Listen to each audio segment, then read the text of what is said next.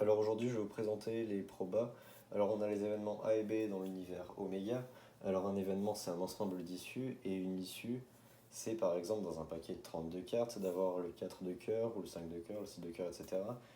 Et l'événement, ça pourrait être par exemple d'avoir une carte cœur, voilà, dans l'univers oméga, donc dans le paquet de cartes. Donc ici, je fais des graphes de Vienne, ça s'appelle comme ça. Donc on voit l'événement A dans l'univers oméga, donc qui est représenté ici. Ensuite, l'événement A bar, donc c'est tout ce qui n'est pas dans A justement. Donc voilà, en fait c'est oméga et on a enlevé l'événement A. Ensuite on a l'union, donc ça se lit A union B, qui peut se dire aussi A ou B, sachant que c'est un ou inclusif. Donc ce qui veut dire qu'il y a une intersection entre les deux qui peut se produire. Donc, en fait, l'événement peut être, l'issue pardon, peut être entre les deux. Voilà, donc peut être dans A et dans B à la fois. Et justement, une intersection, c'est ça, c'est que l'issue, elle est dans A et dans B à la fois. Donc si elle est seulement dans A et pas dans B, ça marche pas. Et si elle est seulement dans B et pas dans A, ça marche pas. Et si elle est en dehors des deux, carrément, bah, ça marche pas non plus. Il y a des événements qui sont incompatibles, ça veut dire que A et B n'est pas possible. Donc en fait, c'est qu'ils n'ont pas d'intersection. Et il y a des événements qui sont compatibles, donc A et B sont compatibles. C'est qu'il y a une intersection entre les deux, tout simplement. Donc on a probabilité de A, parce que là on a parlé d'événements, maintenant on passe aux probabilités.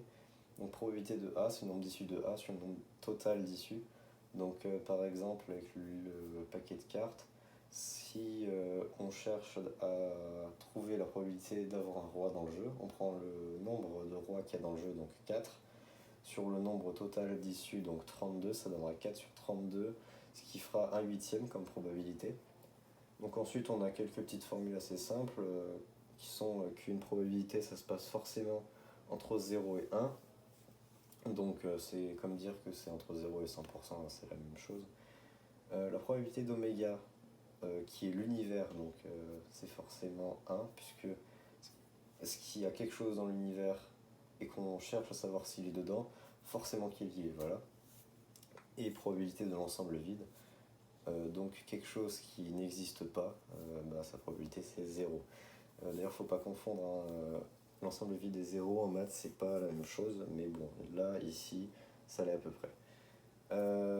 Donc on a la probabilité de A bar, qui est 1 moins probabilité de A.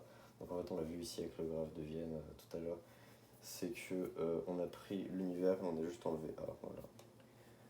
On a d'autres petites formules, donc on a probabilité de A union B qui est égale à probabilité de A plus B, enfin probabilité de A plus probabilité de B moins probabilité de A inter B. Donc en fait ce qu'on a fait c'est qu'on a pris, d'ailleurs on fait avec ce graphe, on a pris la probabilité de A, donc tous ces événements, tout l'événement A pardon, on a pris l'événement B, donc on les a additionnés, sauf que on a additionné 2 fois cette partie, donc il faut l'enlever une seule fois. Et pour trouver probabilité de A inter B, en fait, on a juste basculé les éléments de la formule pour tomber sur ça. Voilà. Là, on a quelque chose de nouveau, c'est les probabilités conditionnelles. Donc, on a la probabilité de B sachant A. La condition, du coup, c'est que A se soit produit. C'est pour ça, d'ailleurs, que la probabilité de A ne doit pas être nulle, hein, puisque d'ailleurs, il y a une division ici et on ne peut pas diviser par 0. Donc, bah, la formule, c'est probabilité de A inter B sur probabilité de A.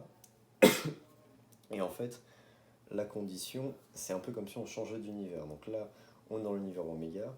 Donc pour probabilité de B sachant A, on connaît A, hop, donc on bascule dans l'univers A, et on regarde quelle est la probabilité de B. Voilà, en fait, c'est ça qui se passe un petit peu.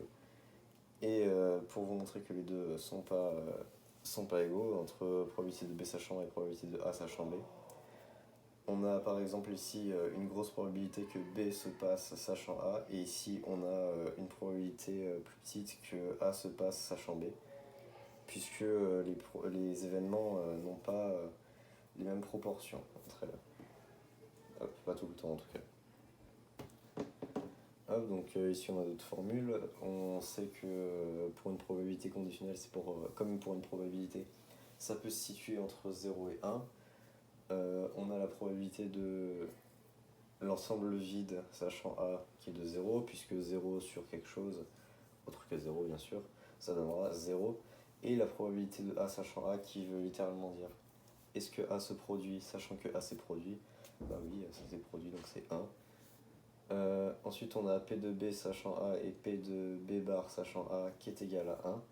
Bon, ça se voit si on développe les formules précédemment, mais j'ai eu un peu la flemme. Et là, pareil, bon, celle-ci elle s'explique plus facilement. P de A inter B, c'est P de B sachant A fois P de A.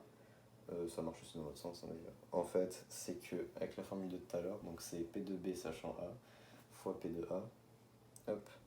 On voit ici que si on multiplie par P de A, bah ça va s'annuler, ça va nous donner P de A inter B. Voilà, c'est juste ça. Là, on a un arbre de probabilité ou un arbre pondéré, c'est la même chose, c'est juste une autre manière de voir les probabilités et ça nous aide dans certains cas et certains exercices. Donc au tout début, on part de l'univers, donc on part de 1 et on va faire ce qui s'appelle des branches. Voilà, et ça s'appelle un nœud d'ailleurs, tout ce qu'il y a là.